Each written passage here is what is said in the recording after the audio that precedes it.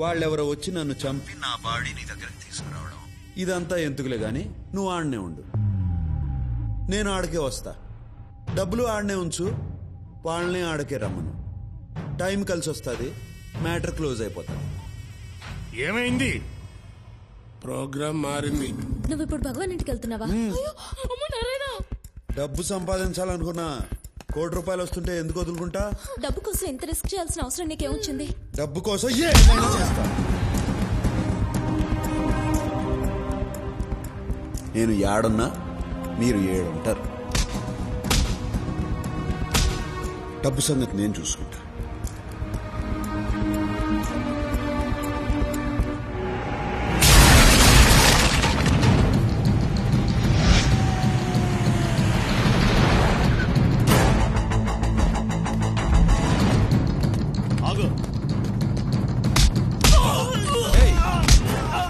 ఇంతకుముందే తన్నులు తినావు కదరా, చేస్తావు.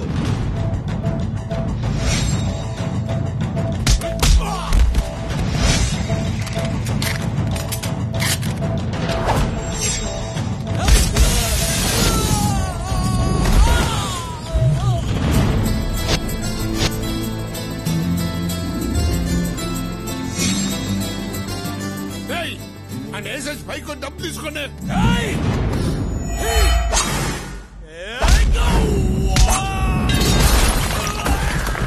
ఏంట్రా?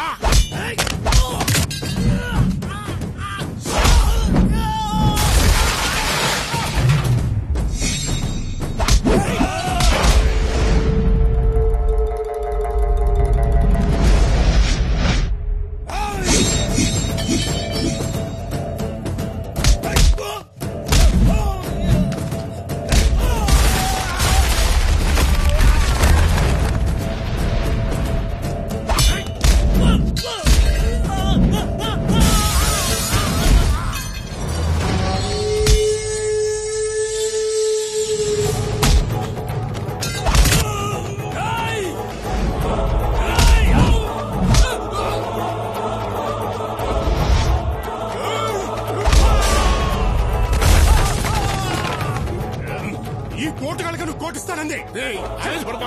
వీళ్ళ సిటీలో బెస్ట్ అన్నావు.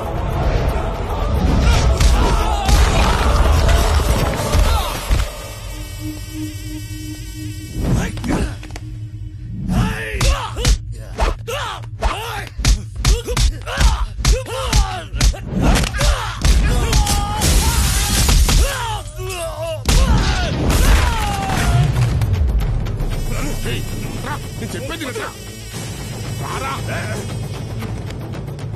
₹1,00,00,000 నాదే.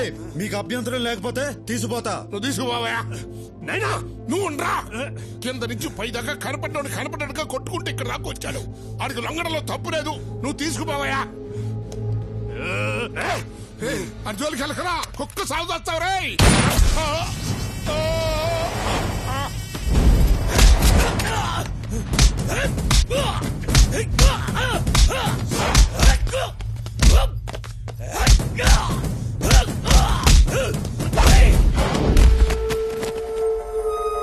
చూసినావా? ఈడికాను లొంగిపోమంది. చూసినావా?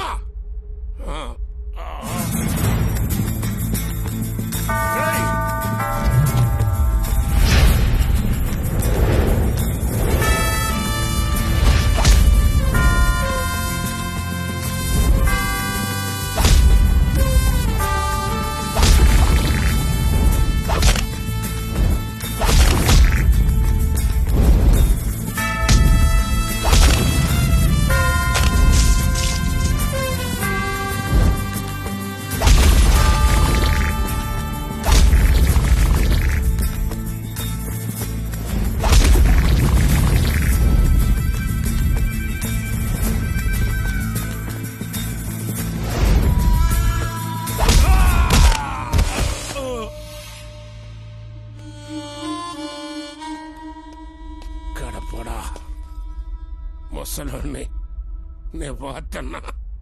నా ఆఖరి కొరికి తీర్చు. ఏందో చెప్పు. ఒక ఫోన్ నెంబర్ చెప్తా, నా కలిపి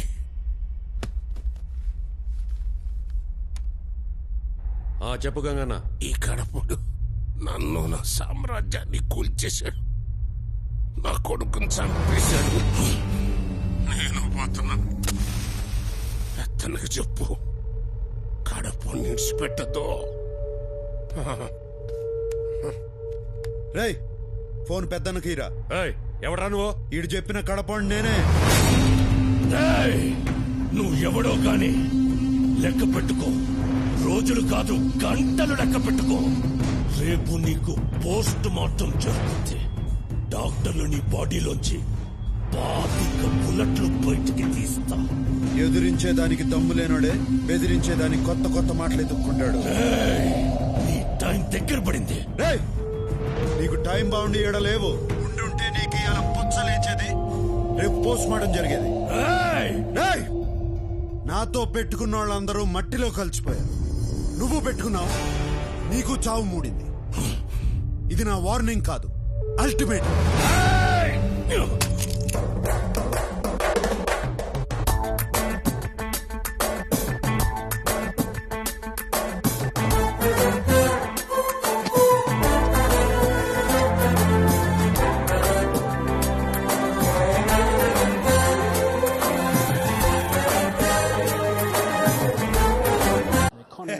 డ్రింక్స్ బ్రేక్ అయిపోయింది కదా, ఈ ఓవర్ లో వికెట్ ఎగిరిపోద్ది, స్కోర్ డామన్ పడిపోద్ది. మన బెట్టింగ్ 10,000. ఏంటా ఇది? బిర్యానీలో బొద్దింగ్ వచ్చింది. అవునా? మా హోటల్లో బొద్దింకులు ఉండవే, మిడతలు ఉంటాయి, చూస్తాను అయ్యే బాగుంటాయి.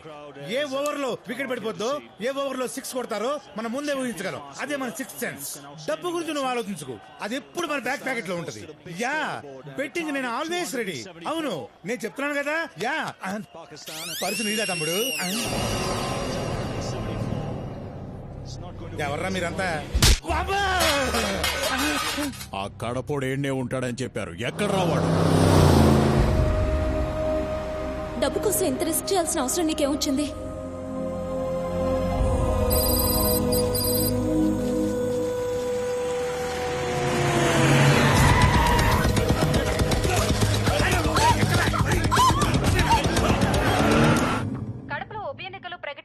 దీనికి సంబంధించి మరిన్ని వివరాలు మా ప్రతినిధి సాయి అడిగి తెలుసుకుందాం. సాయి చెప్పండి, ఈసారి కడప ఉప ఎన్నికల్లో అధికార పార్టీ రెబల్ అభ్యర్థి దేవేందర్ రెడ్డి నుంచి ఎలాంటి సవాల్ ఎదుర్కొంటుంది?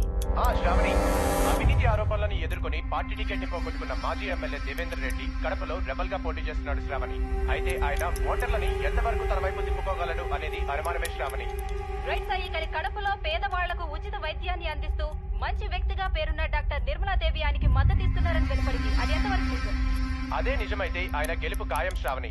ఎందుకంటే ఇక్కడ పేదవాళ్లు ఆమెని ఒక మదర్ తెరిసాలా చూస్తారు. ఒక్కసారి ఆవిడ మీడియా ముందుకు వచ్చి ఎవరికి ఓటేయమంటే వాళ్ళకే ఓటేస్తారు ఇక్కడి ప్రజలు. నిర్మలమ్మ, నువ్వు నాకు మద్దతు ఇస్తావు.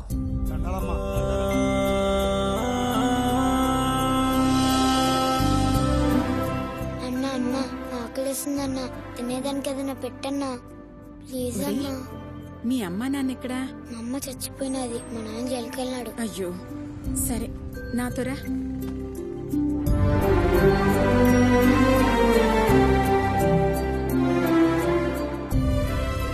లక్ష్మమ్మ, ఇక నుంచి వీడు మన దగ్గరే ఉంటాడు. అట్నే అమ్మా. దండాలమ్మా. Good morning ma'am. హలో, ఏం డాక్టరమ్మా? ఎవరండి? దేవేందర్ రెడ్డి. చెప్పండి, ఏం కావాలి? ఈ బై ఎలక్షన్ లో నాకు నీ మద్దతు కావాలి. ఈ రాజకీయాలు నాకెందుకు బాబు? నేనేదో వైద్యం చేసుకునే సామాన్యురాలని. నీ చేతిలో స్టెటస్కోప్ తప్పిస్తే చిల్లి గవ్వలేదన్న సంగతి నాకు తెలుసు, ఆ జనానికి తెలుసు. అందుకే నిన్ను ఆకాశానికి ఎత్తేస్తా ఉండారు. అందుకే నేను మద్దతు అడుగుతాండా. నేనడిగేదానికి కారణం కూడా నీకు తెలుసు డాక్టరమ్మా. నీకు ఇంత పేరు ప్రతిష్ట తెచ్చిపెట్టినది ఆ ఆస్పత్రి, ఆ బిల్డింగ్ నీకు దానంగా ఇచ్చినది ద్రుపద రెడ్డి, మా నాయన. ఆ అధికారంతోనే అడుగుతాండా. నువ్వు మంచివాడివైతే ఎవరి సపోర్టు అక్కర్లేదయ్యా. మంచిగా చెప్తే నువ్వు వినవనే, నీ కూతుర్ని కిడ్నాప్ చేయించాను. గంటలో మీడియా నీ కాడికి వస్తాది. నాకు మద్దతు ఇస్తుంటానని చెప్పు, లేకపోతే నీ కూతురు బాడీ నీ ఇంటికాడికి వస్తుంది. ఫీడ్ చేసుకో. మీరు దేవేందర్ రెడ్డికి సపోర్ట్ చేస్తున్నారా? నేను ఎవరిని సపోర్ట్ చేయటం లేదు. నాకు రాజకీయాలు పడవు. మేడం మేడం మేడం లేపేండ్రా దాన్ని. అట్నే బావా, బావా దీన్ని లేపేయమంటాడు. చీర ఎలా ఉంది? కలర్ నాకు బాగా నచ్చింది. కాస్త బార్డర్ ఎక్కువైతే బాగుండేది. ఏమంటారు? ఏందైతే నిన్ను కిడ్నాప్ చేసినాము, చంపబోతాండాం. మీ అమ్మాయేమో అట్ట చెప్పినది, నువ్వేమో చీర గురించి మాట్లాడతాండా. అసలేందే మీ ధైర్యం? నా ధైర్యం ఏంటి కాదు, ఎవరు అని అడగాలి. ఎవరో తెలుసా? సత్య, మా అన్నయ్య.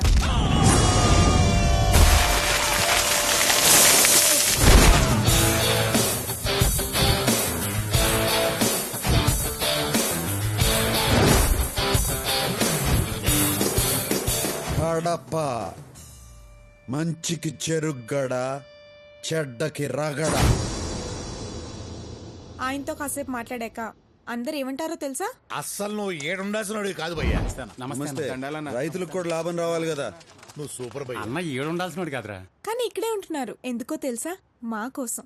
ఆయన అనాథగా ఉన్నప్పుడు చీర తీసిన మా అమ్మ కోసం. ఆయనకు నేనంటే ప్రాణం. చెల్లెలికి ఓ మంచి సంబంధం తీసుకొచ్చా. ఆడు ఏడ చదువుకుని అమెరికాలో పనిచేసేవాడు కాదు. ఆడు ఆడ చదువుకుని ఏడ సేవ చేద్దాం అనుకున్నాడు. పైగా డాక్టరు, మంచోడు. దాని పెళ్లి సరేరా, నువ్వెప్పుడు చేసుకుంటావు?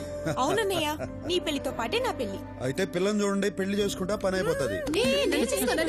అమ్మా డాక్టర్ అమ్మలో నన్ను వదిలేయండి. చెల్లై కానిద్దామా? నువ్వు మాతో ఉండమంటే ఉండవు, కానీ సంబంధాలు మాత్రం చూస్తావు. అవునరా, నువ్వు కూడా మాతో కలిసి ఉండొచ్చు కదా. అమ్మా, నేను మాసు, నా ఫ్రెండ్స్ మాసు. నేను మీతో ఉంటే మీరే ఇబ్బంది పడతారు. నేను ఏడున్నా మీరు ఏడుంటారు. అయితే ఇప్పుడేమంటావే? అమాయకులకు ఏం జరిగినా ఊరుకోనాయనా. అమ్మ ఫ్యామిలీకి ఏమైనా జరిగితే ఊరుకుంటాడా? ఊరుకోడు. ఏదో ఒకటి చేస్తాడు.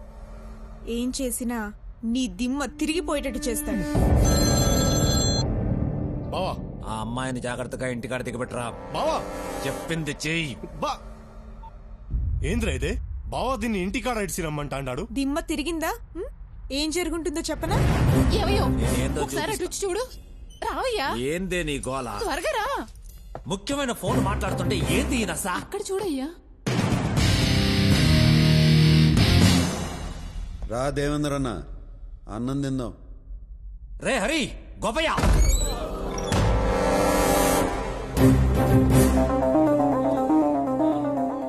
వాళ్ళందరూ తిన్నారు, నువ్వు ఒక్కడవే తినలా.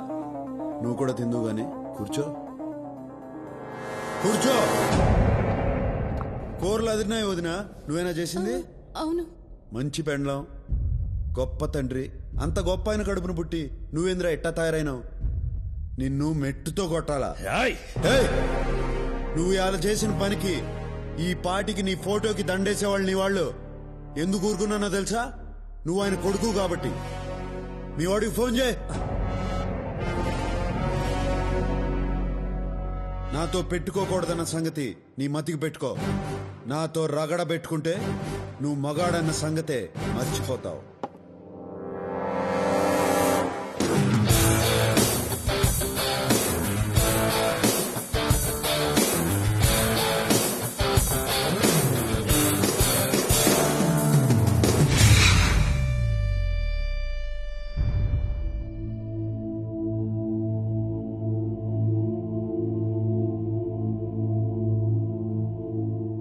అమ్మా, ఈ బిల్డింగు, దాని పరిసరాల్లో ఉన్న భూమి దేవేందర్ రెడ్డి గారి తండ్రి కీర్తిశేషులు ద్రుపదరెడ్డి గారు నోటి మాటగా ఏ విధమైన రాతకోతలు లేకుండా హాస్పిటల్ కోసం మీకు దానం ఇచ్చింది.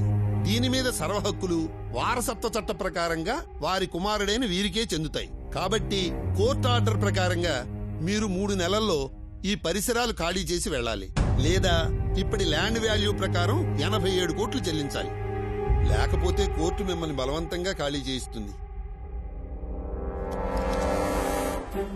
ఎంతో మంది పేదవాళ్లకు సహాయపడుతున్న ఈ హాస్పిటల్ తీసేస్తే వాళ్ళంతా ఏమైపోతారో. వాళ్ళు నువ్వు కలిసి బజారు పడండి. బజారు ఏంటి బాబు ఇది?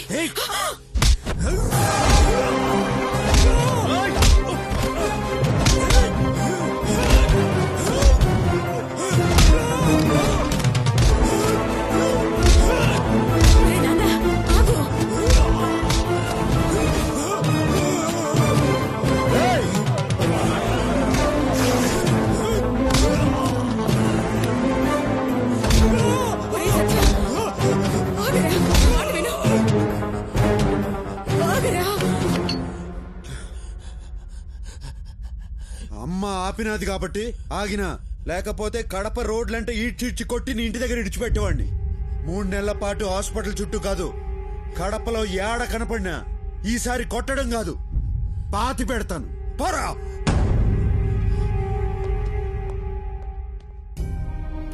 అమ్మా, డబ్బు సంగతి నేను చూసుకుంటా. ఈ ఆసుపత్రి ఆడకే పోతాం.